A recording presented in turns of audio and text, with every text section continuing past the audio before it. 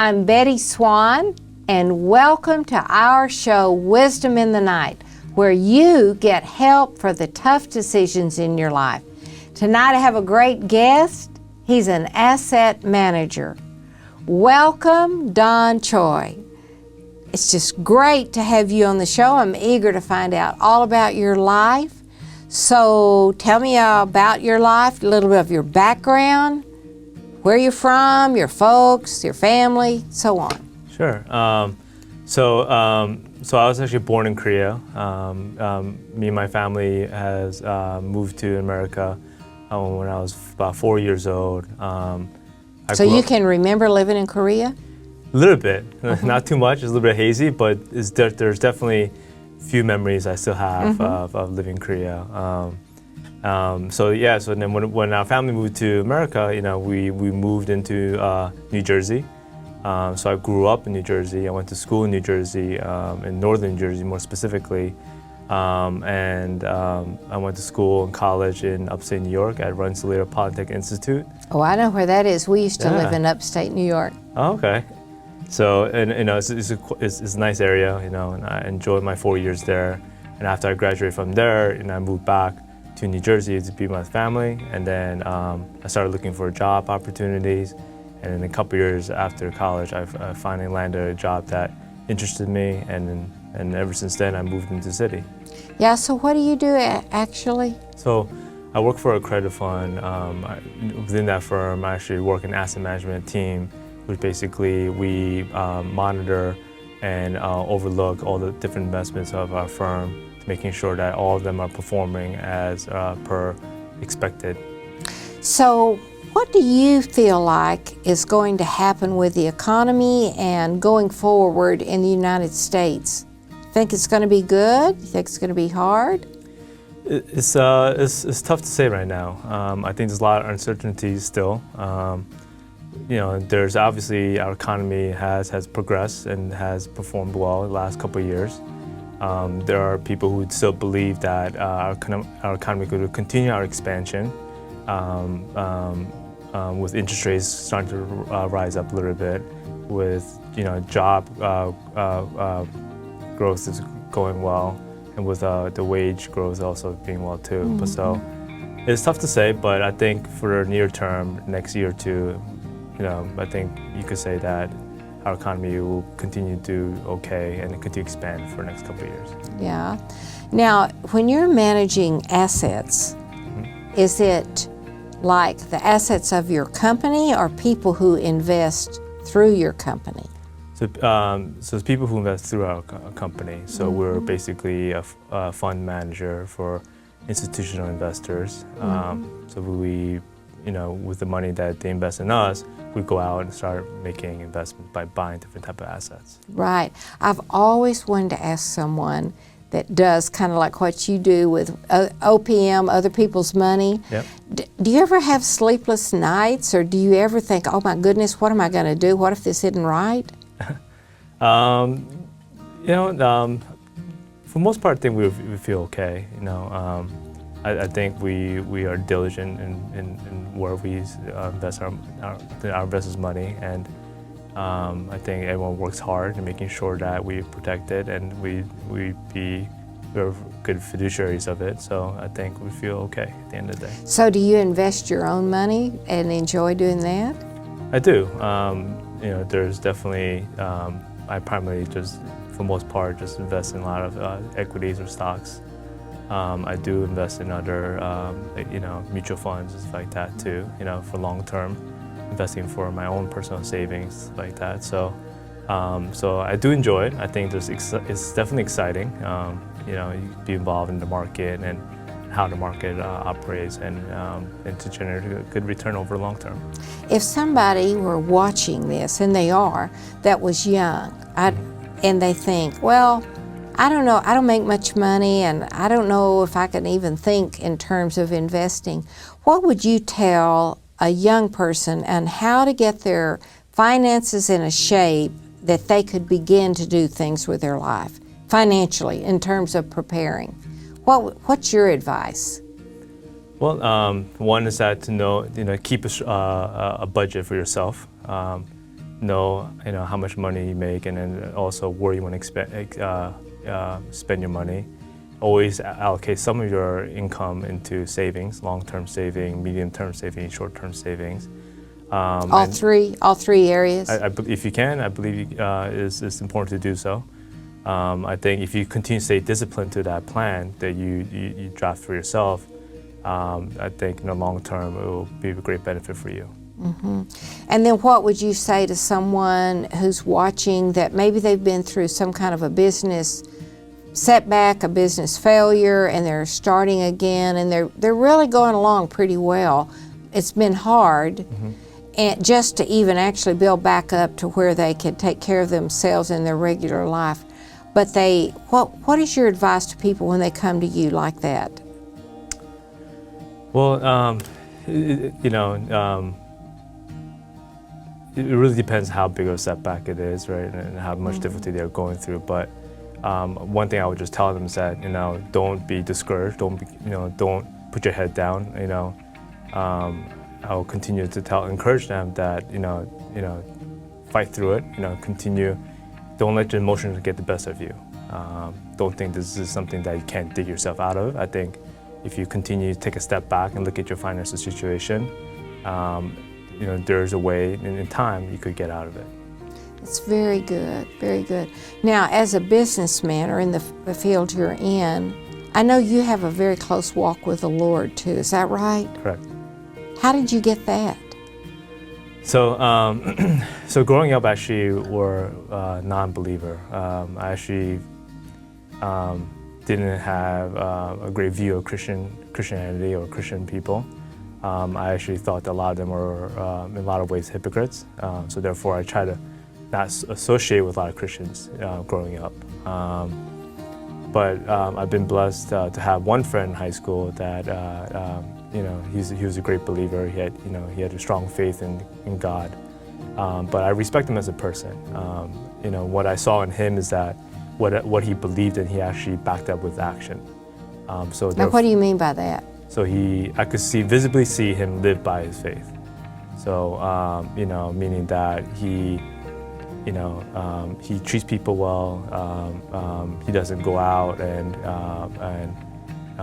do other sort of things, or extracurricular activities in which you wouldn't want to see a believer in necessarily. So one thing we had a common ground was that we both liked playing basketball. So when we played basketball, here and there would share a little bit of his faith and his belief. And because I respect him as a person, I actually listened to what he was saying. But it didn't really make it that much impact at that point in time. But looking back at it, I feel like there are certain seeds that were planted in me during that time. Well, so what turned you off against Christianity? You said you weren't a believer, mm-hmm. and you saw things you didn't like. But yeah. What was it?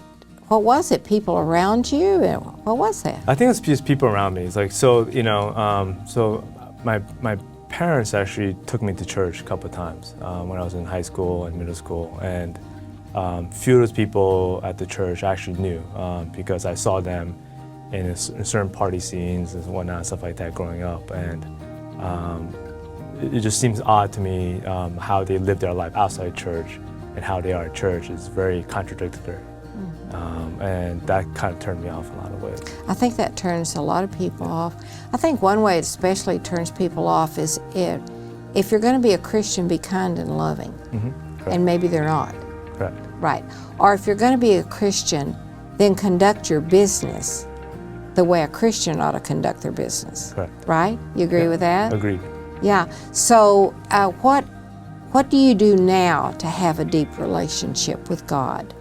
So, for me, I'm very much involved in the church community. I attend Bible study groups, and I serve at the church almost every Sunday. And I find joy in that because the reason why is that, I feel like, God always reached out to me and it really kind of, in a lot of ways, in a sense, served me in a sense first, right? Reach out to me first, love me first, care for me first. And I want to reciprocate that love to other people, whether it be sort of volunteering at church and greeting people as people come to the church, and making feel welcome and loved, or whether it be me, like with my friends and people around me, trying to just respect them, love them, care for them, listen to them, and stuff like that. Do you read your Bible? I do. How do you read it very often? I do. My goal is every day, and then for the most part, I do. And so, how do you read it? Do you have a reading plan? Sometimes I do. Sometimes I follow a certain structure when I read the Bible, but there are other times where I just pick up Bible and just skim through a specific book and then pick one and just start reading. There's people watching right now that say, that book's an ancient book. That book was written a long time ago. It's not relevant for my life today. There are more books that are more relevant.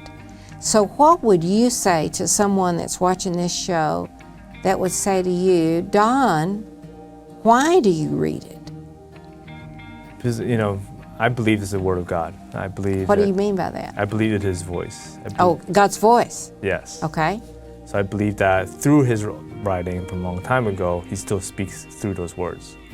So meaning that when I read it, there are certain words that really press into my heart, where, in some way, forms, I feel like through those words, God spoke to me a very specific message, or it's kind of in the sense of Him communicating to me a specific situation. So it's very. That's very interesting. Are you saying that because God is eternal, what He wrote a long time ago is as relevant today as it will be 2,000 years from now? Are you saying that? Correct. I believe Because it's God. Yes. All right. But you're saying when you read it, you can tell He's speaking to you about what? About certain things in your life, or what to be thinking about for the future? Things like that? Yeah, a little bit of both. There's one particular, I remember God spoke to me very specifically, was through the parable about the master giving a certain amount of talents of silver to each of his servants. Okay, kind of tell me about that story. What is that? So the master provides 3 servants a certain allotted talent of silver. Each person got a certain amount of silver? Correct. Okay. And he told his servants that he's going to be away for a while. I give you responsibility of taking care of these silvers of talents and try to produce or earning from it. Okay. Put it to work. Which would be great for your line of work. I no wonder you appealed with that. That had meaning for you. Okay, Yeah. Go ahead. So he travels away, and then he comes back, and then he wants to see what they did with it. And one servant will come out and say, "Master, you gave me 2 allotted silvers, and I produced 1." And then another one came and said, "Master, you gave me 3 allotted silvers, and I produced 2." And then the third one said that, "Master, I was afraid, that I might lose it, and therefore I just dug the ground and then put it under the ground for safekeeping, so no one steals it, or I don't lose it." So basically, what was given to him, he basically did nothing with it. And at the end of the message, basically what it is that the master said to the 2 who actually, with what he was given to them, did something with it. He says that because of your faithfulness, what you did with what I've given you, I'll give you 5 or 10 times more responsibilities to you. So are you saying then that God is saying in that story, He expects us to use the talents He's given us? Agreed. Or even the money He's given us? Yes. Right? So the message I got from it, I felt, because it was very timely, because I was complaining about not enjoying what I do, or complaining about certain aspects of my life, and I felt, and God spoke that. I feel like God pressed that message into my heart, meaning that He said, "And whatever responsibility, whatever I have given you, do your best. If you continue to be faithful what I've given you, being a great steward, then I will get out more." Have you seen that happen in your life? I have. In all kinds of ways? In all kinds of ways, in aspect of my career, an aspect of at church, an aspect of my role in my family, in every aspect. Yeah. Now you're single, right? I am. Okay, so you're how old? 35. 35. and you're probably approaching the time that you'd like to be married, right? Correct. So what do you think as a young Christian man, and you're wanting to have a family, I assume, how do you know what to look for in a wife? So I always had a certain idea, what qualities I want to look for in a girl. But, as I spent time with God and I was praying to Him one night, I felt like God was speaking to me to open my eyes and lift up my future wife to Him. So I started doing that, not knowing exactly what that meant. But I think as I continued praying and thinking about my wife, what she would look like, what type of person she is, and then God started opening my eyes to different qualities that's important. Oh. And more spiritual qualities. Okay, like what? So, like a godly woman, a woman who prays, a woman who loves to serve, a woman who will be, a specific word that God gave to me was a co-laborer. That my future wife would be a co-laborer with me in regards to ministry and many other things that I care about and is important to me. So are you saying then that for a man that's watching this, or a woman, but a man, are you saying that if he would pray about, God, what do I need to be looking for in a mate, God would specifically say certain things, like a co-laborer, meaning you're going to be doing something that in the kingdom of God, in serving people, that you need somebody who will identify with that and want to be a part of that, right? Correct. It's very interesting, because then I'm thinking about, what do you think God's purpose is for your life? Do you know? Now I have a better idea. But, Yeah? But when I first became a believer, I actually had no idea what God had in store for me. I just, when He shared with me that parable, I just realized that, whatever's in front of me, I'm going to just do my best and trust that God, being the author of my life, He will start revealing and opening doors for me. And I think as you continue just being faithful to what He's given you, He'll start opening different doors and giving bigger dreams and visions for your life. Do you believe in being a big dreamer? I do. Growing up, I was not much of a big dreamer. So, but now with relationships with God, He's shown me and teaching me how to dream big. So what did He teach you? How do you go from not being a big dreamer to being a big dreamer? How do you go from that? So, so the way I go about it is that when I look up to Him, I see a God who's a big God, a God who can do anything and everything. So with Him, it's unlimited. Like the potential is limitless, When we think about dreams, we could see ourselves doing certain things. But with God, it could be far exceed that by many times. Yes, have you ever read that verse in Ephesians 3:20 that says, God is able to do more than you would ever think of, hope for, wish, far above anything. Well, to me, Don, that's another reason why to be a big dreamer, because if God's going to do more than you can even think of or ask for or hope for, then why don't you get busy thinking up some big stuff and then see what He does? I've lived like that, and it has happened. Yeah. Definitely happened, where I've lived way above anything I ever thought I would. Yeah. Have you been like that? So I haven't as much, but in the last year or so, I have been doing more of that. I think just giving God the opportunity to fill those dreams for you by offering up, lifting up to Him and imagining Him. Well, great. Now, do you pray a lot? I do. Every day or many times a day? How do you pray? So I pray every day. I set a time every day where I could spend a quality time with God on a one-on-one basis. So for me, I'm actually not a morning person, so I'm more a night person. So therefore, my quiet time happens at the end of the day, then beginning of the day. So at the end of the day, let's say from 10 o'clock to 11 o'clock, or maybe a little longer, I was allocate that time, turn everything off, get away from all distraction. Away from your iPhone? Away from my phone. That's my problem, that texting or checking things or looking at Facebook is like, don't do it for a little bit. So yeah, away from my phone, away from any form of distraction, and I spend time in praying and reading the Word during that hour, or maybe longer than that, on an everyday basis. So if a person were watching this show and they said, I've never even prayed at all, I don't even know how you even get started. How do you talk to God? What would you say to them?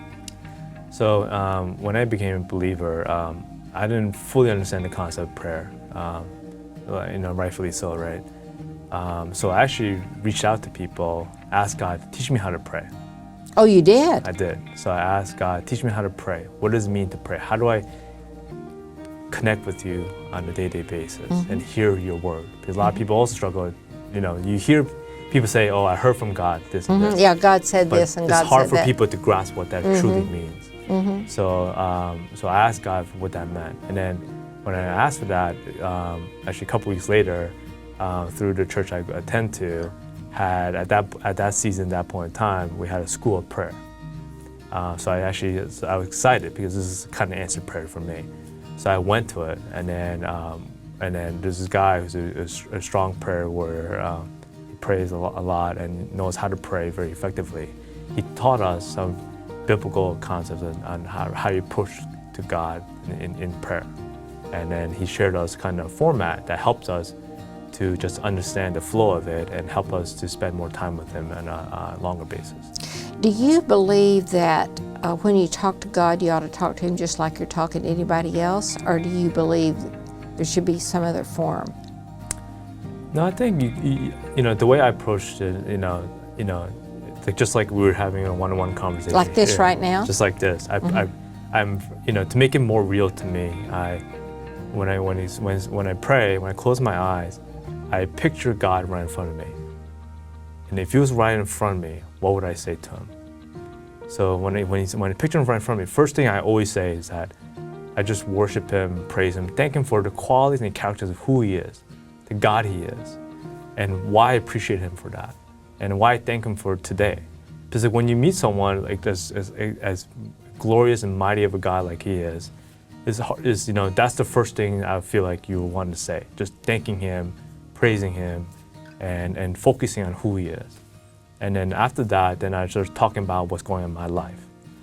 So it's kind of shit like, let's say a son going to a father, say, hey, your father say, how's your day? And your son's kind of explaining to him what's going on in his life.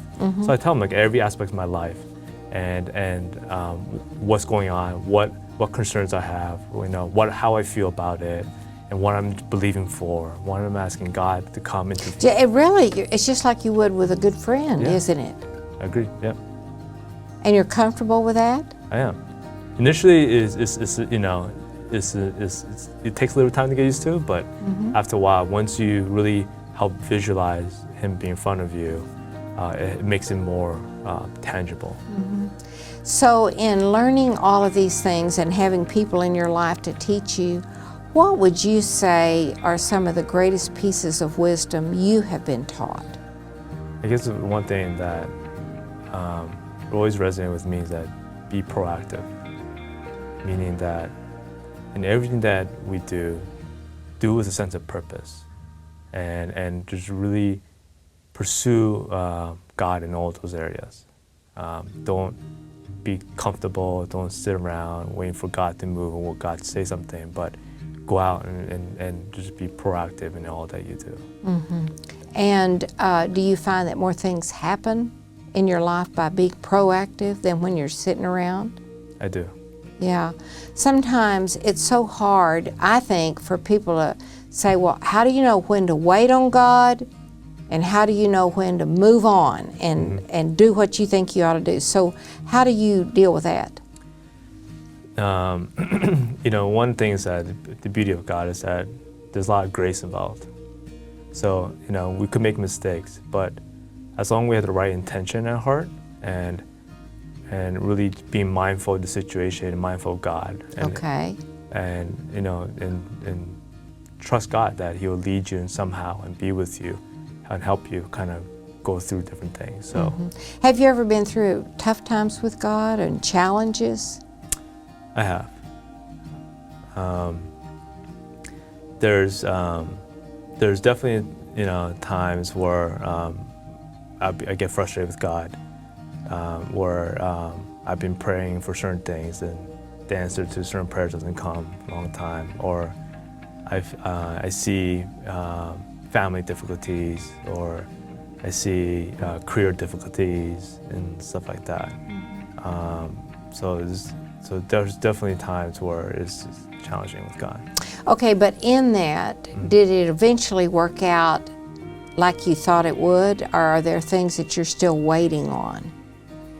I'll say that it didn't necessarily work out the way I thought it would, but it worked out for the better good.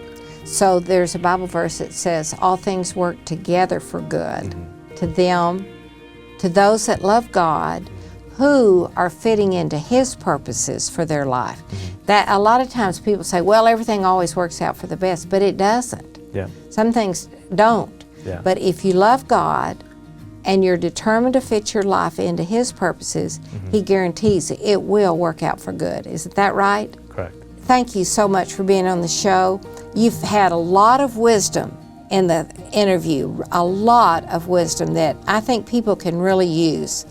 I want to talk to those of you that are watching this show and thinking about the things that Don has said, how the Bible has meaning to him, how he learned how to pray and talk to God, and he could actually hear God talking back to him. Well, God's not someone that says this is only for certain people. It's for anybody that wants it. Do you want it? If you do, you can say, God, come into my life like this man has you. I want to know you like this. And I promise you, He will come in. And I want to thank you so much for tuning in. It wasn't an accident that you turned on the TV or got on your computer. I hope you receive some wisdom and that you have a great rest of the night, whether you're going to work or going to sleep. I'll see you next time. Bye.